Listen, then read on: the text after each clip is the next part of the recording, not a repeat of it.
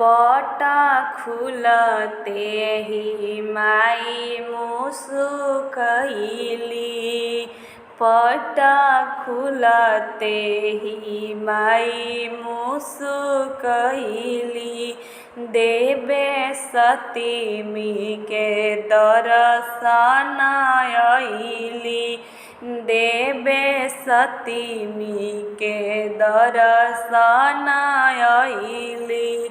अब मूर्ति में आई गइले जान हो कि बोले लगली माई दुर्गा। अब मूर्ति में आई गइले जान हो कि बोले लगली माई दुर्गा। देवी दशही में आसन जमवली। देवी दशही में आसन जमवली।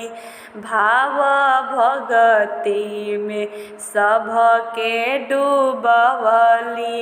भाव भगति में सबके डूबवली। सब सोहरी के करे प्रणाम हो कि बोले लगली माई दुर्गा। अब मूर्ति में आई गइले जान हो कि बोले लगली माई दुर्गा। मैया शेरावाली कटारा से अइली। मैया शेरावाली कटारा से अइली। देवी दयावाली रूपवा देखवली। देवी दयावाली रूपवा देखवली। देवी रूपवा लागिला सूरज चांद हो कि बोले लगली माई दुर्गा।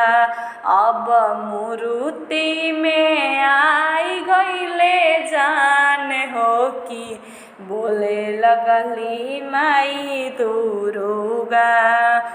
नव रूप नव दुर्गा देखवली। नव रूप नव दुर्गा देखवली। काली दुर्गा या लक्ष्मी जी अइली। काली दुर्गा या लक्ष्मी जी अइली। करे भरत शिवपुरी गुणगान हो कि बोले लगली माई दुर्गा। अब मूर्ति में आई गइले जान हो कि बोले लगली माई दुर्गा। पट खुलते ही माई मुस्कइली। देवे सतीमी के दर्शन अइली। अब मूर्ति में आई गइले जान हो कि बोले लगली माई दुर्गा। अब मूर्ति में आई गइले जान हो कि बोले लगली माई दुर्गा। अगर हमारा ये वीडियो आपको अच्छा लगे तो प्लीज़ लाइक कीजिए। धन्यवाद।